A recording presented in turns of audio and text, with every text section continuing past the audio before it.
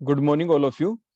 In today's part, we will discuss in detail about the different methods to determine the mechanism of the reaction. Examination point of view से ये जो topic है ये आपके लिए बहुत ही इंपॉर्टेंट है। इसके ऊपर क्वेश्चन 100% आना ही होता है। डिफरेंट मेथड्स हैं, उनमें से किसी भी एक मेथड के बारे में आमतौर पे एग्जाम के अंदर पूछा ही जाता है। तो सबसे पहले हम ये देख लें कि आखिर रिएक्शन क्या होती है। तो reaction, what is a reaction, ये आपने काफी बार पढ़ा है, फिजिकल में भी, इनऑर्गेनिक में भी, ऑर्गेनिक में भी, हर जगह ही आप इस वर्ड को यूज करते आए हैं डिफरेंट चैप्टर्स के अंदर।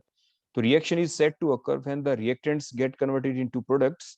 जब रिएक्टेंट प्रोडक्ट में कन्वर्ट हो जाए तो आप कहते हैं रिएक्शन हो गई।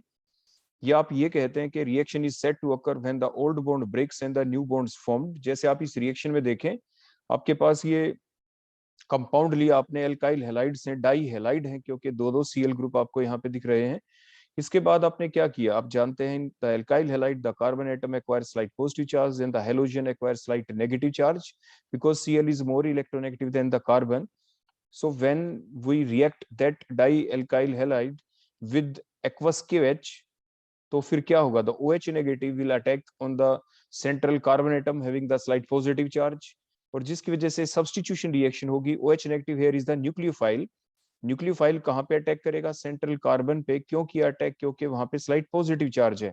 कार्बन की वैलेंसी 4 ही होती है, पहले से 4 ही बॉन्ड है कार्बन के. OH नेगेटिव जब अटैक करेगा तो कार्बन के 5 बॉन्ड हो जाएंगे, इसलिए एक बॉन्ड टूटेगा, जरूर टूटेगा, वही जो लिविंग ग्रुप हो, लिविंग न्यूक्लियोफाइल हो. तो ये Cl नेगेटिव दोनों इलेक्ट्रॉन लेके चला जाएगा. तो ओवरऑल क्या निकला, KCl, और आपके यहाँ पे कौन जा लगा, OH जाके. तो उसके बाद बेसिक फैक्ट आप ये भी जानते हैं, when a carbon containing more than OH group then the compound will be unstable. तो इसलिए इसमें से वाटर निकला. वाटर निकलने के बाद जैसे ही हमने हीट किया, वाटर निकला, तो कार्बन और ऑक्सीजन के बीच एक नया बॉन्ड बन जाएगा to maintain their normal valency, क्योंकि कार्बन की वैलेंसी 4 होती है, ऑक्सीजन की 2. ओवरऑल आपकी रिएक्शन चल पड़ी. इसमें आपने देखा कि इनिशियल जो रिएक्टेंट थे वो कौन थे, आपके डाई हैलाइड. उसके बाद फाइनल प्रोडक्ट कौन बने, वो आपके एल्डिहाइड है. तो रिएक्टेंट जब प्रोडक्ट में कन्वर्ट हो गए तो उसके दौरान क्या हुआ, कुछ पुराने बॉन्ड टूटे हैं, कुछ नए बॉन्ड बने हैं, उसी को तो आप रिएक्शन कहते हैं. तो यही तो डेफिनेशन थी हमारी रिएक्शन की, व्हाट इज द रिएक्शन, और you can say what is the process. Process आप किसे कहते हैं. उसके बाद नेक्स्ट आपने ये तो देख ही लिया कि प्रोसेस के दौरान, रिएक्शन के दौरान कुछ बॉन्ड टूटते हैं, कुछ नए बॉन्ड बनते हैं, means redistribution of the electrons होता रहता है. इसके बाद हम ये देखेंगे कि रिएक्शन आखिर कितने टाइप की हो सकती है. रिएक्शन आपके डिफरेंट टाइप की हो सकती है. द रिएक्शन में भी the simple reaction, the reaction में भी द कॉम्प्लेक्स रिएक्शन. रिएक्शन आपकी सिंपल भी हो सकती है, कॉम्प्लेक्स भी. कैसे रखा ये नाम, if the reaction takes place in a single step, अगर रिएक्शन एक ही स्टेप में हो जाए. आपने केमिकल काइनेटिक्स वाला चैप्टर फिजिकल केमिस्ट्री में जब पढ़ते हैं तो उसके दौरान भी आपने देखा होगा कि the reaction which takes place in one step called the simple reaction, while the other reactions which takes place in more than one step are called as the complex reaction. और जब रिएक्शन एक से ज्यादा step के अंदर चलती है तो आप उसे कॉम्प्लेक्स रिएक्शन कहते हैं. और जो डिफरेंट स्टेप्स होती हैं, जो कॉम्प्लेक्स रिएक्शन है क्योंकि वो एक से ज्यादा स्टेप में चली, तो जो डिफरेंट स्टेप्स हैं through which the reaction takes place, this called the mechanism of the reaction. So the steps through which a complex reaction takes place is called the mechanism of the reaction. अब जो different steps हैं, इनमें से कोई step slow होगी और कोई step आपकी फास्ट होती है. तो ये जो डिफरेंट स्टेप हैं, जो कॉम्प्लेक्स रिएक्शन के अंदर जो डिफरेंट स्टेप होती हैं, उन डिफरेंट स्टेप में से कोई स्टेप आपकी स्लो होती है और कोई स्टेप आपकी क्या होती है, फास्ट. तो इसीलिए जो डिफरेंट स्लो और फास्ट स्टेप के अंदर से जो स्टेप सबसे स्लोएस्ट स्टेप होती है उसे आप रेट डिटरमिनिंग स्टेप कहते हैं. उसे आप क्या कहते हैं, रेट डिटरमिनिंग स्टेप. इसके बाद हम कहते हैं कि जब हम ये देखना चाहें कि कोई भी रिएक्शन उसका मैकेनिज्म कैसा है, तो उसके लिए कुछ खास बातों का ध्यान रखना पड़ता है. हम कब कहें कि ये मैकेनिज्म बिल्कुल ठीक है, क्योंकि कोई भी रिएक्शन है, शुरू में आपके पास रिएक्टेंट होते हैं, बाद में प्रोडक्ट में कन्वर्ट हो गया. लेकिन जब रिएक्टेंट प्रोडक्ट में कन्वर्ट हुआ तो उसको, रिएक्टेंट को प्रोडक्ट में कन्वर्ट करने के तरीके कई हो सकते हैं. There may the different path to convert the reactant into the product. आप थ्योरेटिकली जब आप एक रिएक्टेंट को प्रोडक्ट में कन्वर्ट करने के लिए जो स्टेप्स लिखेंगे, वो तरीके कई हो सकते हैं, लेकिन उन कई तरीकों में से, उन डिफरेंट पाथ में से सिर्फ एक पाथ करेक्ट होगा. तो वो कौन सा पाथ है जो करेक्ट होगा, वही उसका राइट मैकेनिज्म कहलाएगा.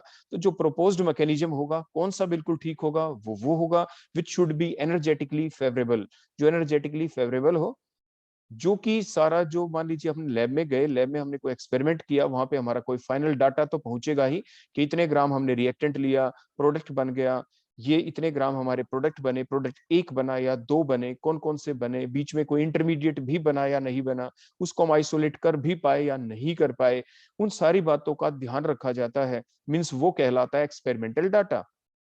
तो जो हम थ्योरेटिकली मैकेनिज्म लिखेंगे पेपर के ऊपर, जो हम मैकेनिज्म लिखेंगे वो उन सारे एक्सपेरिमेंटल डाटा के साथ मैच होना चाहिए। इसी को कहते हैं the proposed mechanism should account for all the experimental observation. और साथ के साथ वो जो है कंसिस्टेंट होना चाहिए, मींस मैच करना चाहिए with the mechanism of the analogous reactions. उसके बाद नेक्स्ट ये आ जाता है कि आखिर वो डिफरेंट टेक्निक क्या हो सकती हैं, वो डिफरेंट मेथड्स कौन कौन से हैं to determine the mechanism of the reaction. तो किसी भी रिएक्शन का मैकेनिज्म का पता लगाने के डिफरेंट मेथड्स हो सकते हैं। उनमें से सबसे पहला मेथड है प्रोडक्ट एनालिसिस। सेकंड आपका आइसोटोपिक लेबलिंग मेथड होता है। Third one isotopic effect. Fourth kinetic evidence के बेसिस पे भी हम बता सकते हैं। स्टीरियोकेमिकल एविडेंसेस के बेसिस पे हम बता सकते हैं कि किसी रिएक्शन का क्या मैकेनिज्म होगा। या हम डिटेक्ट कर लें और आइसोलेट कर लें इंटरमीडिएट्स को किसी रिएक्शन के दौरान, फिर भी हम पता लगा सकते हैं कि उस रिएक्शन का मैकेनिज्म क्या होगा। या हम कुछ क्रॉस ओवर एक्सपेरिमेंट करके भी मैकेनिज्म का पता लगा सकते हैं। So these are the different techniques, different ways by which we can determine the mechanism of the reaction. Exam में इन जो ये 7 डिफरेंट वेज हैं, डिफरेंट जो मेथड्स हैं, इनमें से कोई भी एक आपके एग्जाम में आपसे पूछा जा सकता है या 2 मेथड आपसे पूछे जा सकते हैं। अब हम स्टार्ट करते हैं हमारे डिफरेंट मेथड्स के अंदर। सबसे पहला method that is the product analysis. Means जैसे कि नाम से आप सभी को रिफ्लेक्ट हो रहा है यहाँ पे प्रोडक्ट एनालिसिस। मींस आपने कोई लैब के अंदर गए, आपने रिएक्शन की, रिएक्टेंट्स को मिक्सअप किया इन presence of the reagent under the suitable condition, reaction हो गई। उसके बाद आपकी रिएक्शन चलती रही, फाइनली आपके प्रोडक्ट बन गए। एक प्रोडक्ट बना, 2 बने, किस रेशियो में बने, कितनी अमाउंट में बने, कौन मेजर प्रोडक्ट है, कौन माइनर प्रोडक्ट है, ये हमने डिटरमाइन कर लिया। उसी को कहते हैं प्रोडक्ट एनालिसिस। मींस हमने ये देखा कि रिएक्शन के दौरान कितने प्रोडक्ट बन रहे हैं, 1 बन रहा है या 2 बन रहे हैं, क्या वो इक्वल अमाउंट में बन रहे हैं, अनइक्वल अमाउंट में बन रहे हैं। इन सारी चीजों को हमने क्या कर लिया, नोट डाउन कर लिया। अब उन बातों को ध्यान में रखते हुए अब हम मैकेनिज्म को डिटरमाइन करेंगे कि अब उसका पॉसिबल मैकेनिज्म कैसा हो। मैकेनिज्म ऐसा होना चाहिए जो उन प्रोडक्टों के बनने को एक्सप्लेन कर सके। अगर मान लीजिए किसी रिएक्शन में एक प्रोडक्ट नहीं बनता, एक से ज्यादा प्रोडक्ट बन गए, तो उन दोनों प्रोडक्ट्स को बनने को एक्सप्लेन करने वाला मैकेनिज्म ही आपका करेक्ट मैकेनिज्म होगा। तो मींस प्रोडक्ट एनालिसिस क्या है, ये एक ऐसी टेक्निक है जिसके द्वारा हम मैकेनिज्म ऑफ द रिएक्शन को डिटरमाइन कर सकते हैं। कैसे? The mechanism of the reaction can be determined by identifying the products and there relative amounts. और उनकी रिलेटिव अमाउंट को भी हम डिटरमाइन कर लेंगे। जैसे फॉर एग्जांपल आपके सामने ये हमने एलाइल हैलाइड ले लिया। ये विनाइल नहीं, ये एलाइल हैलाइड है, क्योंकि डबल बॉन्ड से अगले कार्बन के ऊपर अगर हेलोजन अटैच हो तो उसे आप एलाइल ग्रुप कहते हैं। तो हमने एलाइल हैलाइड ले लिया, 2 आइसोमेरिक एलाइल हैलाइड लेंगे, ये पहला लिया हमने। उसके बाद क्या हुआ, रिएक्शन चली, देखो आपकी आपके सबसे पहले क्या हुआ, Cl नेगेटिव यहां से देखो निकल गया, दोनों इलेक्ट्रॉन लेके Cl यहां से निकल गया। Cl जब दोनों इलेक्ट्रॉन लेके यहां से निकला तो उसके बाद क्या हुआ, वो कार्बन जिसके ऊपर Cl अटैच था उसके ऊपर कैसा चार्ज आ जाएगा, उसके ऊपर आ जाएगा पॉजिटिव चार्ज। पॉजिटिव चार्ज आने के बाद बनने वाली स्पीसी को क्या कहते हैं, मींस कार्बोकेटाइन बना। अब ये जो कार्बोकेटाइन बना, क्योंकि हमने ऊपर लिख रखा है एग्जांपल में कि 2 आइसोमेरिक एलाइल हैलाइड लेंगे, 2 प्रोडक्ट बनते हुए हमें दिखाने हैं। ए mixture of the product will be formed, means 80% तो कोई टर्शियरी अल्कोहल बनेगा और 50% प्राइमरी अल्कोहल बनेगा। इन 2 प्रोडक्ट को बनते हुए हमें एक्सप्लेन करने वाले मैकेनिज्म को ही राइट मैकेनिज्म कहना है। तो हमने कैसे किया कि यहाँ से देखो Cl नेगेटिव हमने लॉस किया, कार्बोकेटाइन बन गया। ये जो कार्बोकेटाइन बना, अगर हम इस बने हुए कार्बोकेटाइन के अंदर रीअरेंजमेंट करें, कैसे करें रीअरेंजमेंट, कि ये जो पाई बॉन्ड के दोनों इलेक्ट्रॉन अगर हम शिफ्ट कर दें, क्योंकि ये अल्टरनेटिवली प्रेजेंट है विद पॉजिटिव चार्ज, तो दोनों पाई इलेक्ट्रॉन हमने शिफ्ट किए, ये दूसरा कार्बोकेटाइन बन गया, कार्बोकेटाइन नंबर 4। जो एक कार्बोकेटाइन यहाँ पे बन गया, अब हम क्या करें, अब देखो फर्दर रिएक्शन चली। जो कार्बोकेटाइन नंबर 3 जो हमने दिखाया था, अगर उसके ऊपर अगर कौन कर ले बोलो, OH नेगेटिव आयन जो इनकमिंग न्यूक्लियोफाइल है, अगर वो अटैक कर दे, वो क्या कर दे बोलो, यहाँ पे अटैक, देखो इसने इसके ऊपर अटैक कर दिया इस टाइप से, तो हमारा ये प्रोडक्ट बन गया। ये प्रोडक्ट कैसा एल्कोहल है, ये टर्शरी एल्कोहल है। क्यों है ये टर्शरी एल्कोहल, क्योंकि वो कार्बन जिसके ऊपर ये OH ग्रुप लगा हुआ है, देखो ये OH, वो कार्बन कितने कार्बन से अटैच है, 3 कार्बन से अटैच है, देखो 1 carbon, 2 carbon and the 3 carbon. तो ऐसे अल्कोहल को आप टर्शरी अल्कोहल कहते हैं। तो ये टर्शरी अल्कोहल तो बन गया, लेकिन साथ ही साथ हमें यह भी प्रूव करना है कि टर्शरी अल्कोहल के साथ साथ एक प्राइमरी अल्कोहल भी बने। वो क्यों बना, क्योंकि अभी हमने देखा जो कार्बोकेटाइन स्ट्रक्चर नंबर 3 जो बनी थी, उसके अंदर रीअरेंजमेंट हुई क्यों हुई? क्योंकि रेजोनेंस चल सकती है, पाई बॉन्ड की मूवमेंट हुई। क्यों हुई? क्योंकि pi bond is present alternatively with the carbon atom having the positive charge, और ये प्राइमरी कार्बोकेटायन बन गया, जिसे स्ट्रक्चर नंबर 4 हमने लिखा है। अब अगर इसके अंदर OH नेगेटिव आयन अगर अटैक कर दे तो क्या हुआ? अब ये प्राइमरी अल्कोहल बन गया, क्योंकि वो कार्बन जिसके ऊपर OH अटैच है, ये कार्बन कितने कार्बन से अटैच है? देखो ये कार्बन एक ही कार्बन से अटैच है, so it is a primary alcohol. अब क्वेश्चन ये कि ये जो टर्शियरी अल्कोहल 85% क्यों बना, और प्राइमरी अल्कोहल जो है वो आपका 15% ही क्यों बना? क्योंकि हम जानते हैं कि जो टर्शियरी कार्बोकेटायन होता है, क्योंकि ऊपर जो स्ट्रक्चर नंबर 3 है वो एक कार्बोकेटायन है, और कैसा कार्बोकेटायन है? That is a tertiary carbocation. Structure number जो 3 थी वो एक टर्शियरी कार्बोकेटायन है, और आप ये जानते हैं कि जो tertiary carbocation is more stable then the secondary, and the secondary is more stable then the primary carbocation. Means rearrangement जरूर हुई, टर्शियरी प्राइमरी के अंदर तो जरूर बदला, लेकिन उसके बदलने के चांस कम होंगे। मींस आपका जो रिएक्शन मिक्सचर है उसके अंदर कार्बोकेटायन तो खैर दोनों ही होने हैं, वो एक अलग बात, कौन ज्यादा अमाउंट में कौन कम अमाउंट में। टर्शियरी कार्बोकेटायन ज्यादा अमाउंट में रहेगा because it is more stable then the primary carbocation, इसलिए टर्शियरी कार्बोकेटायन के ऊपर OH नेगेटिव का अटैक करने के बाद बनने वाला अल्कोहल जो कि टर्शियरी अल्कोहल है वो ज्यादा अमाउंट में बनेगा, इसलिए वो 85% बना। अब हम लेते हैं दूसरा इसका आइसोमेरिक आपका एलाइल हैलाइड। देखो ये हमने दूसरा आइसोमेरिक एलाइल हैलाइड लिया जिसे स्ट्रक्चर नंबर 2 लिखा। अब हम क्या करेंगे, इसी टाइप से सेम रिएक्शन, Cl नेगेटिव दोनों इलेक्ट्रॉन लेके, देखो यहां से निकल गया, देखो ये Cl दोनों इलेक्ट्रॉन लेके चला जाएगा। उसके बाद देखो ये कौन बन गया, ये स्ट्रक्चर नंबर 4 बन गया, मींस प्राइमरी कार्बोकेटायन बन गया, and so on. Primary carbocation फिर रेजोनेंस के द्वारा टर्शियरी कार्बोकेटायन में कन्वर्ट हो जाएगा, मींस दोनों कार्बोकेटायन बनेंगे आपके रिएक्शन मिक्सचर के अंदर। मींस रिएक्शन चाहे आप स्ट्रक्चर नंबर 1 वाले एलाइल हैलाइड से स्टार्ट करें, या आप स्ट्रक्चर नंबर 2 वाले एलाइल हैलाइड से स्टार्ट करें, किसी से भी आप स्टार्ट कर दें, इंटरमीडिएट रिएक्शन मिक्सचर जो होगा उसके अंदर प्राइमरी और टर्शियरी दोनों कार्बोकेटायन बनते हैं, और इसीलिए एक मिक्सचर ऑफ 2 प्रोडक्ट बनता है। मींस 85% टर्शियरी अल्कोहल बनते हैं और 15% क्या बनता है, प्राइमरी अल्कोहल। तो ये जो हमारा प्रपोज्ड मैकेनिज्म है ये करेक्ट है। तो मीन जब आप लैब में थे तो आपने जब रिएक्शन की, कैसे कि 2 अलग अलग कंटेनर लिए, एक कंटेनर के अंदर आपने स्ट्रक्चर नंबर 1 वाला एलाइल हैलाइड लिया, दूसरे कंटेनर के अंदर, एक सेपरेट कंटेनर के अंदर आपने स्ट्रक्चर नंबर 2 वाला एलाइल हैलाइड लिया था। दोनों कंटेनर में अलग अलग रिएक्शन चलाई आपने, और दोनों कंटेनर के अंदर जो फाइनल प्रोडक्ट बने वो बिल्कुल सेम बने। तो वो सेम क्यों बने थे, वो इसीलिए बने क्योंकि इंटरमीडिएट कार्बोकेटायन जरूर बना होगा, और वो फिर बाद में रेजोनेंस के द्वारा दूसरे कार्बोकेटायन में कन्वर्ट हो गया होगा। मींस 2 इंटरमीडिएट कार्बोकेटायन है, एक प्राइमरी कार्बोकेटायन और एक टर्शियरी कार्बोकेटायन। तो इसीलिए हम इस प्रपोज्ड मैकेनिज्म को एक्सप्लेन कर पाए। सो दैट इज द टेक्निक जिसे आप प्रोडक्ट एनालिसिस कहते हैं। मींस सबसे पहले हमने क्या पता लगाया, रिएक्शन करके, और हमारे पास जो फाइनल प्रोडक्ट बने उन प्रोडक्टों के बारे में हमने पता लगाया कि प्रोडक्ट कितने बने। तो प्रोडक्ट बने थे 2, उन 2 प्रोडक्टों को बनना जो एक्सप्लेन करेगा वही मैकेनिज्म करेक्ट होगा, और उसी मैकेनिज्म को ही सही माना जाएगा। तो वो सही मैकेनिज्म यही था जो हमने आपके सामने एक्सप्लेन किया। मींस 2 प्रोडक्ट सिर्फ तभी बन सकते थे अगर कार्बोकेटायन के थ्रू रिएक्शन चलती। अगर हम देखो साइड में देखना, अगर हम ऐसा कह देते, आपके दिमाग में भी ये बात आई होगी कि सर अगर ऐसा कर देते तो, देखो आप OH नेगेटिव लिया हमने, इसका डायरेक्ट अटैक करवा देते, देखो स्लाइट नेगेटिव आपके पॉजिटिव चार्ज कार्बन के ऊपर, और Cl के ऊपर देखो स्लाइट नेगेटिव चार्ज। OH का अगर डायरेक्ट अटैच हो जाता, देखो डायरेक्ट, ये मींस OH सीधा लगता और Cl एकदम निकल जाता, तो बेटा क्या बनता है, यहाँ से सीधा बनता सिर्फ tertiary alcohol, only 1 product will be formed. अगर कार्बोकेटायन नहीं बनता, अगर OH नेगेटिव आयन सीधा अटैक कर देता उस कार्बन के ऊपर जिसपे Cl नेगेटिव है, तो वो पहला कंटेनर जिसमें हमने प्राइमरी जो एलाइल हैलाइड स्ट्रक्चर नंबर 1 वाला लिया था, अगर हम ये वाला मैकेनिज्म मानते जो मैंने अभी आपको करके दिखाया कि OH नेगेटिव का सीधा अटैक कर दो तो सिर्फ और सिर्फ टर्शियरी अल्कोहल बनता। ऐसे ही जो दूसरा स्ट्रक्चर नंबर 2 वाला एलाइल हैलाइड लेते, उसमें भी कार्बन के ऊपर स्लाइट पॉजिटिव चार्ज, Cl के ऊपर देखो स्लाइट नेगेटिव चार्ज। अगर हम यहाँ पे भी OH नेगेटिव आयन का देखो सीधा अटैक कर देते, देखो ऐसे डायरेक्ट अटैक, और Cl नेगेटिव निकल जाता, तो क्या बनता, आपका एक ही प्रोडक्ट बनता। वो कौन बनता, सिर्फ और सिर्फ प्राइमरी आपका अल्कोहल बनता, स्ट्रक्चर नंबर 4 बनती। मीन स्ट्रक्चर नंबर 2 से स्ट्रक्चर नंबर 4 वाला प्रोडक्ट बनता, और स्ट्रक्चर नंबर 1 से स्ट्रक्चर नंबर आपके 3 कार्बोकेटायन वाला जो है प्रोडक्ट बनता। मींस एक एक प्रोडक्ट बनता। लेकिन क्योंकि हमने देखा प्रोडक्ट एक नहीं प्रोडक्ट 2 बने हैं, इसीलिए तो हमने कहा कि करेक्ट मैकेनिज्म वो होगा जिसमें कार्बोकेटायन जरूर बनेंगे।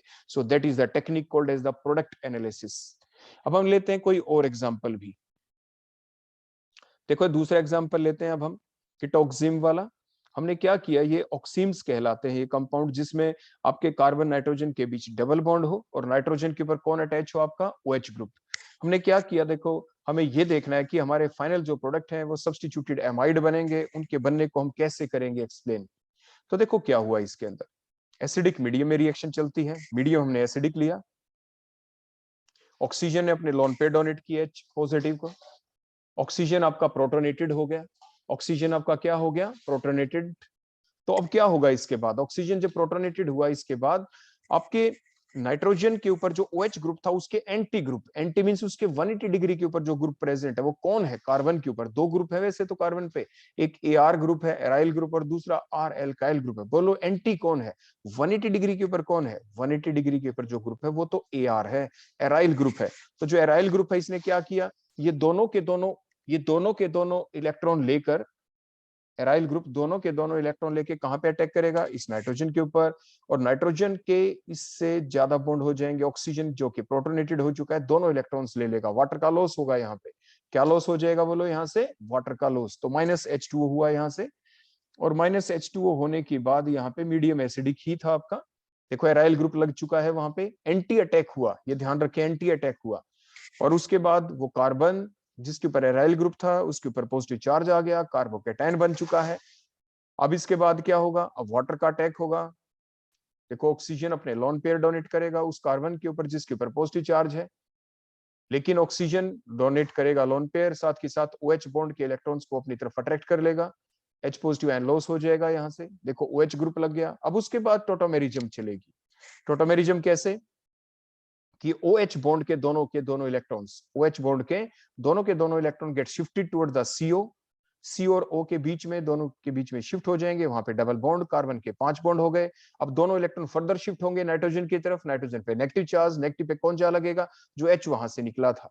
तो इस तरीके से आपने देखा ये आपका फाइनल प्रोडक्ट बन गया। इस प्रोडक्ट में आपने क्या देखा, इसमें एक ही चीज ध्यान रखने की है, जो ये प्रोडक्ट यहाँ पे बना इसमें शिफ्टिंग किसकी हुई है, ये प्रोडक्ट कैसे बन सकता है, ये प्रोडक्ट सिर्फ तभी बन सकता है अगर आप देखें स्टेप नंबर 2 के अंदर जो एराइल ग्रुप है उसकी शिफ्टिंग हमने दिखाई थी।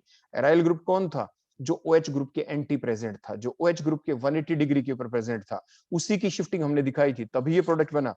अब देखो दूसरा मैकेनिज्म अपन दिखाएं, तो मीन्स यहाँ पे जो प्रोडक्ट हमारा बना, ये प्रोडक्ट का बनना ये को एक्सप्लेन हम कब कर सकते हैं, ये प्रोडक्ट सिर्फ तभी बन सकता है अगर जब आपकी प्रोसेस चली उसमें जो अटैक हुआ, बैक साइड जो अटैक हुआ वो किसका हुआ, उसका हुआ जो OH ग्रुप के एंटी प्रेजेंट था। OH ग्रुप के एंटी कौन था, एराइल।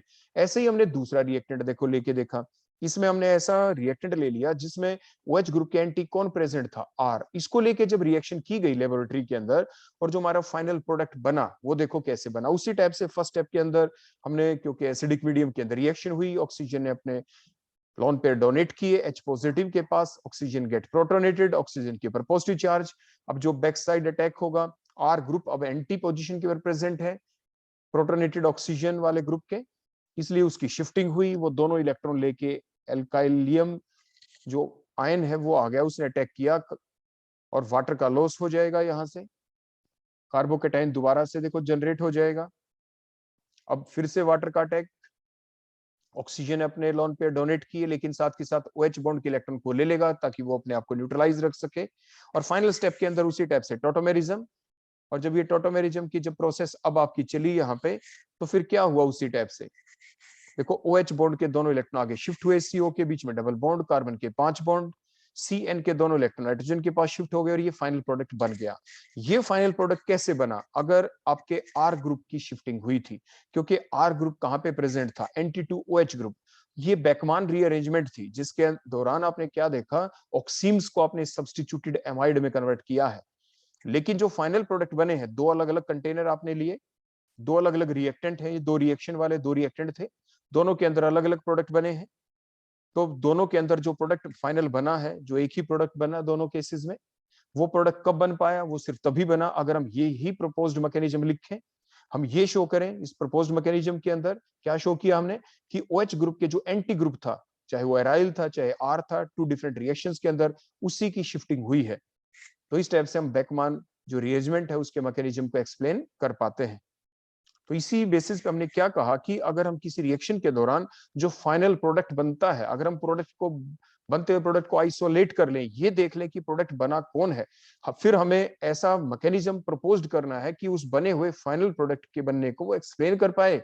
वही तो हमने मैकेनिज्म बताया, और फिर हमारा प्रपोज्ड मैकेनिज्म क्या निकला कि वो फाइनल प्रोडक्ट सिर्फ तभी बन सकता है बेकमान रीअरेंजमेंट में अगर OH ग्रुप के जो एंटी ग्रुप है उसकी शिफ्टिंग हम दिखाएं मैकेनिज्म के दौरान, तभी फाइनल प्रोडक्ट हमारा जो एक्चुअल में बना है उसके बनने को हम एक्सप्लेन कर पाते हैं।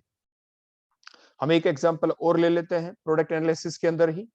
हमने ये ले लिया हमारा एल्काइल हैलाइड, और ये जब रिएक्शन चली इस एल्काइल हैलाइड की KOH के साथ, जब हमने रिएक्शन की तो we got a mixture of propane, propane 1-ol, propane 2-ol and the propene. 3 product मिले हमें। हम लैब में गए, लेबोरेटरी के अंदर प्रोपाइल क्लोराइड लिया, उसमें एक बस KOH डाला और फाइनली प्रोडक्ट बन गए। प्रोडक्टों को आपके सेपरेट आउट किया, ये देखा कि 3 प्रोडक्ट बने हुए थे। अब हमें एक ऐसा मैकेनिज्म एक्सप्लेन करना है, एक ऐसा मैकेनिज्म हमें लिखना है पेपर के ऊपर जो हमें इन तीनों प्रोडक्ट के बनने को एक्सप्लेन करवा पाए। तो वो मैकेनिज्म अब क्या हो सकता है, अब वो देखते हैं। हमने सबसे पहले क्या किया कि Cl नेगेटिव आयन लॉस हुआ होगा, क्योंकि आप ये कह दें कि अगर हम डायरेक्ट OH नेगेटिव आयन का अगर हम अटैक दिखा देते, देखो ऐसे OH नेगेटिव का डायरेक्ट अटैक, तो एक ही प्रोडक्ट बनता है। देखो कार्बन के ऊपर स्लाइट पॉजिटिव चार्ज, Cl के ऊपर स्लाइट नेगेटिव चार्ज। अगर हम OH का अटैक करके Cl को यहां से निकाल देते तो Cl हट जाता, OH बन जाता और सिर्फ एक ही प्रोडक्ट बनता, वो प्रोडक्ट होता प्रोपेन 1-ol। इट मींस हम ये डायरेक्ट जो ये मैकेनिज्म है SN2 टाइप की रिएक्शन के OH का अटैक हुआ, Cl निकल गया, that is not the correct mechanism. क्योंकि अगर हम ये मैकेनिज्म मान ले तो एक ही प्रोडक्ट बनता, तो इट मींस ये मैकेनिज्म हमारा ठीक बिल्कुल भी नहीं है। तो फिर क्या करें? तो इट मींस सबसे पहले किसका लॉस करते हुए हम दिखाएंगे? Cl नेगेटिव आयन दोनों इलेक्ट्रॉन लेके निकल गया, और उसके बाद ये कार्बोकेटाइन आपका बन गया, जो कार्बोकेटाइन नंबर 2 बना। अब हम क्या करें? अगर इसके ऊपर OH नेगेटिव का हम अटैक होते हुए दिखा दें, देखो इसके ऊपर देखो हमने अटैक होते हुए दिखाया, तो प्रोडक्ट हमारा क्या बना? प्रोपेन 1-ol बन गया। फिर जो हमारा ये बना था कार्बोकेटाइन नंबर 2, हम इसमें क्या दिखा दें? देखो ये हमने आगे लिखा वही कार्बोकेटाइन नंबर 2, इक्विवेलेंट का साइन मींस इसी को दोबारा लिख दिया, ये सेम चीज है। फिर ये कार्बोकेटाइन के अंदर रीअरेंजमेंट हुई होगी, देखो इस टाइप से, मींस या हम ये शो कर दे इसमें H पॉजिटिव आयन लॉस हुआ होगा। कैसे लॉस हुआ? वो कार्बन जिस पे पॉजिटिव चार्ज, इसके एडजेसेंट जो कार्बन है वहां से जो CH बॉन्ड है वो दोनों इलेक्ट्रॉन हमने शिफ्ट कर दिए उस कार्बन की तरफ, जहां पे किस कार्बन के ऊपर जिसके ऊपर पॉजिटिव चार्ज था उसकी तरफ। मींस 2 इलेक्ट्रॉन जाने से एक बॉन्ड बन गया, नया बॉन्ड बन गया, पाई बॉन्ड बन गया, मींस एल्कीन बन गई। बोलो क्या बन गई? यहाँ पे एल्कीन बन गई। देखो हमने दोनों इलेक्ट्रॉन को शिफ्ट होते हुए दिखाया, एल्कीन बन गई, मींस प्रोपवनीन भी बन गई। उसके बाद प्रोपेन 2-ol कैसे बना होगा? प्रोपेन 2-ol बनने के लिए हमने दोबारा से इसी कार्बोकेटाइन को लिखा, रीअरेंजमेंट हुई होगी यहाँ पे। कैसे? वो कुछ ऐसे हुई होगी रीअरेंजमेंट कि ये जो आपका कार्बन और H के दोनों जो इलेक्ट्रॉन हाइड्राइड शिफ्ट कहते हैं, देखो दोनों के दोनों इलेक्ट्रॉन लेके, ये दोनों के दोनों इलेक्ट्रॉन लेके H नेगेटिव वो कार्बन के पास चला गया जिसके पास पॉजिटिव चार्ज था। मिड कार्बन के ऊपर देखो पॉजिटिव चार्ज आ गया, इसे हाइड्राइड शिफ्ट कहते हैं क्योंकि H नेगेटिव की शिफ्टिंग हुई है। अब ये सेकेंडरी कार्बोकेटाइन बन गया। अब इसके ऊपर OH नेगेटिव आयन का अब हम अटैक होते हुए दिखाएंगे। ये हमने दिखाया कि यहां से भी आपका प्रोपवनीन बन सकता है, लेकिन अब हमने क्या दिखाया? ये जो कार्बोकेटाइन बना, OH नेगेटिव आयन का इसके ऊपर अटैक हुआ सेकेंडरी कार्बोकेटाइन के ऊपर, और ये बन गया प्रोपेन 2-ol। तो मींस आपने क्या देखा? That is the right mechanism. हमने सिर्फ क्या देखा था लेबोरेटरी के अंदर जाके, कि हमने एक रिएक्टेंट लिया प्रोपाइल क्लोराइड, रिएक्शन चलने दी in presence of aqueous KOH, और फिर फाइनली जब रिएक्शन कंप्लीट हो गई तो जो भी प्रोडक्ट बने उनको आइसोलेट कर लिया। 3 प्रोडक्ट बने, तीनों प्रोडक्टों के बनने को एक्सप्लेन करने वाला मैकेनिज्म ही हमें लिखना था। डिफरेंट तरह के मैकेनिज्म लिखने की सोची गई, ये मैकेनिज्म तो नहीं, वो तो नहीं। फाइनली पाया गया कि जो मैकेनिज्म अभी हमने आपके सामने लिखा है that is the correct mechanism, क्योंकि इसी मैकेनिज्म के थ्रू ही हम इन तीनों प्रोडक्टों के बनने को एक्सप्लेन कर पाते हैं। सो that is the next example for the product analysis. आपको एग्जाम में ये देखना है कि आपके क्वेश्चन आता कितने नंबर का है। वो 1 नंबर का आता है, 2 नंबर का आता है, 5 नंबर का आता है। जितने नंबर का आपका क्वेश्चन आता है प्रोडक्ट एनालिसिस का, उतने ही ज्यादा आपको एग्जाम्पल देने होते हैं। तो इस तरीके से हम एक्सप्लेन कर पाए प्रोडक्ट एनालिसिस के मेथड के द्वारा कि what is the correct mechanism. Next हम देखते हैं, देखो एक और इंपॉर्टेंट मैकेनिज्म, चिची-बेबिन रिएक्शन जिसे कहते हैं, जिसके दौरान जो एक न्यूक्लियोफिलिक सब्स्टिट्यूशन रिएक्शन ही है एक हिसाब से, जो कि एक आपने एल्काइल हैलाइड वाले चैप्टर में पढ़ा होगा, एक एलिमिनेशन एडिशन मैकेनिज्म है, बेंजाइन के फॉर्मेशन को एक्सप्लेन करते हैं, जिसमें हमने क्या करना है? हमने जो ये रिएक्शन है हमारी पूरी, इसमें हमने पैराक्लोरोटोल्विन को लिया। देखो पैराक्लोरोटोल्विन को लिया, और फिर उसके बाद ये देखा गया दो प्रोडक्ट बन जाते हैं, एक पैराटोल्विडीन बनता है और एक मेटाटोल्विडीन बनता है। ये दो प्रोडक्ट क्यों बने, कैसे बने? बन तो गए रिएक्शन के दौरान, लेकिन अब उन दो प्रोडक्ट के बनने को एक्सप्लेन करना है। देखो कैसे करते हैं एक्सप्लेन। हमने बेस की प्रेजेंस में रिएक्शन की थी, सोडाइमाइड है NaNH2, NH2 नेगेटिव ने अपने इलेक्ट्रॉन H को दिए, दोनों इलेक्ट्रॉन उस कार्बन के पास रह गए। देखो अमोनिया लॉस हो गया, एलिमिनेशन रिएक्शन है क्योंकि अमोनिया निकला। उसके बाद ये कार्बन आयन बन गया, कार्बन आयन जो बना, ये दोनों के दोनों इलेक्ट्रॉन शिफ्ट हो गए उस कार्बन की तरफ जहां पे Cl है, तो Cl दोनों इलेक्ट्रॉन लेके निकल गया। कार्बन कार्बन के बीच देखो ट्रिपल बॉन्ड बन गया, that is the benzene. Benzene जैसी स्ट्रक्चर हो और कार्बन कार्बन के बीच ट्रिपल बॉन्ड दिख जाए तो उसे आप बेंजाइन कहते हैं। अब उसे क्या कहते हैं? बेंजाइन बन गया। अब ये बेंजाइन बना इसलिए तो अब दो प्रोडक्ट बन पाएंगे।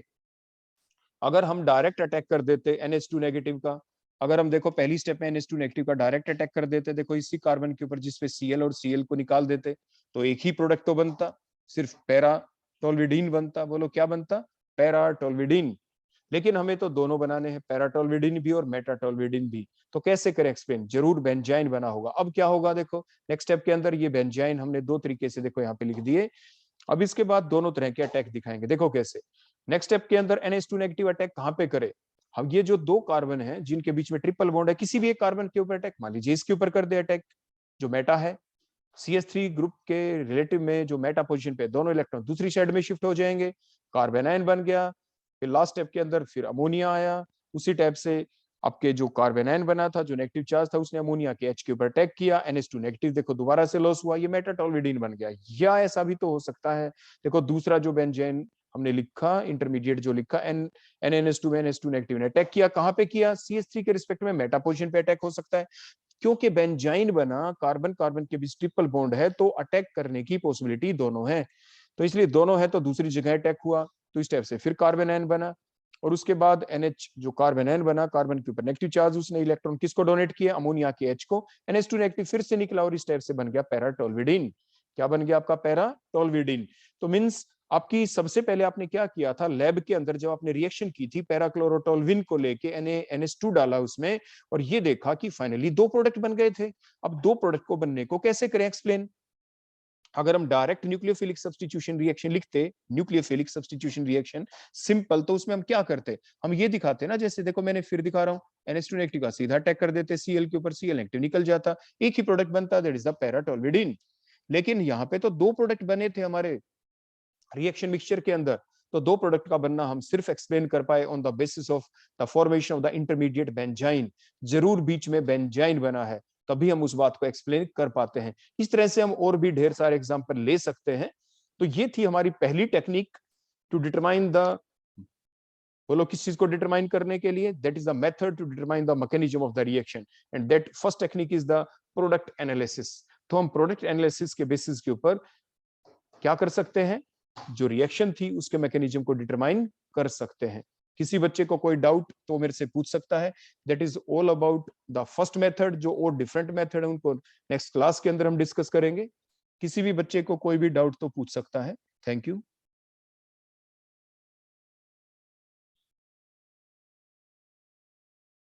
बेटा कोई भी डाउट किसी बच्चे को तो पूछ सकता है।